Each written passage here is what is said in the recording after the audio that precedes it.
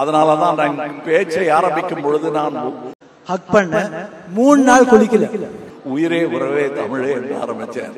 I wanted his whatever his smell, his order on me. அதுல தமிழிலிருந்து பிறந்ததுதான் உங்கள் பாஷை. அந்த மாதிரி ஒரு பெரிய ஃபேன் எனக்கு. அதனால நீங்களும் அதில் உட்படுவீர்கள்.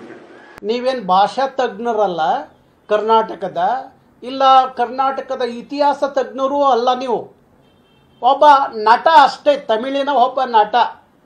ನಿನಗೇನಾದ್ರೂ ಕಾಳಜಿ ಕಳಕಳಿ ಇದ್ದರೆ ತಮಿಳ್ನಾಡು ಬಗ್ಗೆ ನೀವು ವ್ಯಕ್ತಪಡಿಸೋದ್ರಲ್ಲಿ ತಪ್ಪಿಲ್ಲ. ಆದರೆ ಕನ್ನಡದ ಭಾಷೆಯ ಮೂಲ ಇತಿಹಾಸದ ಅರಿವಿಲ್ದಲೇ ಇನ್ನೊಮ್ಮೆ ಮಾತಾಡಿದ್ರೆ ಸರಿಯಾಗಿ ಪಾಠ ಹೇಳಬೇಕಾಗತ್ತೆ.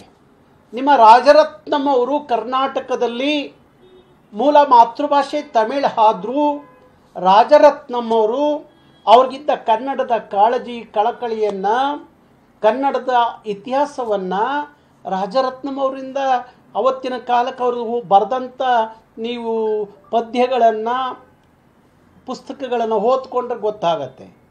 ಮಾಸ್ತಿ ಮಾತೃಭಾಷೆ ತಮಿಳ್, ಮಾಸ್ತಿ ಕನ್ನಡದ ಆಸ್ತಿ ಆದರು. ಯಾಕೆಂದರೆ ಕನ್ನಡದಲ್ಲಿ ಭಾರೀ ಜ್ಞಾನ ಇತ್ತು, ದೊಡ್ಡ ದೊಡ್ಡ ಅಧ್ಯಯನ ಮಾಡಿದ್ರು.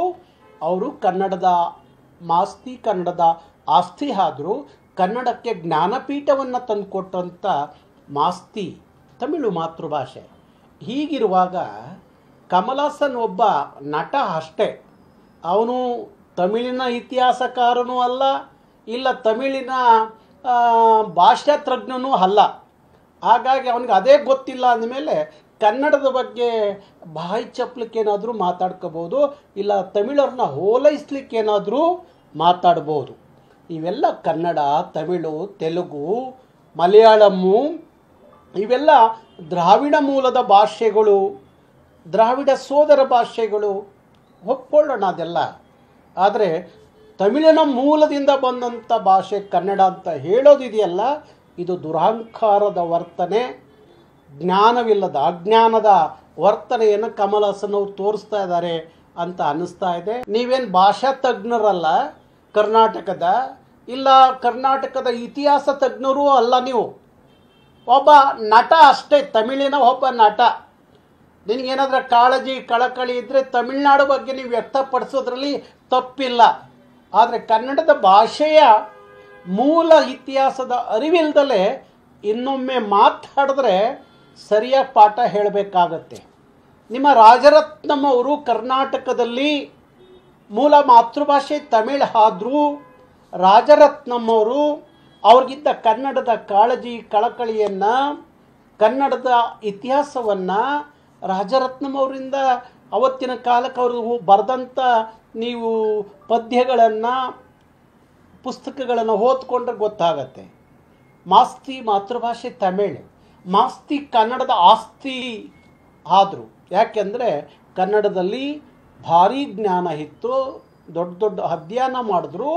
ಅವರು ಕನ್ನಡದ ಮಾಸ್ತಿ, ಕನ್ನಡದ ಆಸ್ತಿ ಆದರು. ಕನ್ನಡಕ್ಕೆ ಜ್ಞಾನಪೀಠವನ್ನು ತಂದುಕೊಟ್ಟಂಥ ಮಾಸ್ತಿ ತಮಿಳು ಮಾತೃಭಾಷೆ. ಹೀಗಿರುವಾಗ ಕಮಲಾಸನ್ ಒಬ್ಬ ನಟ ಅಷ್ಟೇ. ಅವನು ತಮಿಳಿನ ಇತಿಹಾಸಕಾರನೂ ಅಲ್ಲ, ಇಲ್ಲ ತಮಿಳಿನ ಭಾಷಾ ತಜ್ಞನೂ ಅಲ್ಲ. ಹಾಗಾಗಿ ಅವನಿಗೆ ಅದೇ ಗೊತ್ತಿಲ್ಲ ಅಂದಮೇಲೆ ಕನ್ನಡದ ಬಗ್ಗೆ ಬಾಯಿ ಚಪ್ಪಲಿಕ್ಕೇನಾದರೂ ಮಾತಾಡ್ಕೋಬೋದು, ಇಲ್ಲ ತಮಿಳವ್ರನ್ನ ಹೋಲೈಸ್ಲಿಕ್ಕೇನಾದರೂ ಮಾತಾಡ್ಬೋದು. ಇವೆಲ್ಲ ಕನ್ನಡ, ತಮಿಳು, ತೆಲುಗು, ಮಲಯಾಳಮ್ಮು ಇವೆಲ್ಲ ದ್ರಾವಿಡ ಮೂಲದ ಭಾಷೆಗಳು, ದ್ರಾವಿಡ ಸೋದರ ಭಾಷೆಗಳು, ಒಪ್ಕೊಳ್ಳೋಣ ಅದೆಲ್ಲ. ಆದರೆ ತಮಿಳಿನ ಮೂಲದಿಂದ ಬಂದಂಥ ಭಾಷೆ ಕನ್ನಡ ಅಂತ ಹೇಳೋದಿದೆಯಲ್ಲ, ಇದು ದುರಹಂಕಾರದ ವರ್ತನೆ, ಜ್ಞಾನವಿಲ್ಲದ ಅಜ್ಞಾನದ ವರ್ತನೆಯನ್ನು ಕಮಲಾಸನ್ ಅವರು ತೋರಿಸ್ತಾ ಇದ್ದಾರೆ ಅಂತ ಅನ್ನಿಸ್ತಾ ಇದೆ. ಹೆಚ್ಚಿನ ವಿಡಿಯೋಗಳಿಗೆ ಪ್ರತಿಧ್ವನಿ ಯೂಟ್ಯೂಬ್ ಚಾನೆಲ್ ಸಬ್ಸ್ಕ್ರೈಬ್ ಮಾಡಿ, ಬೆಲ್ ಐಕಾನ್ ಕ್ಲಿಕ್ ಮಾಡಿ.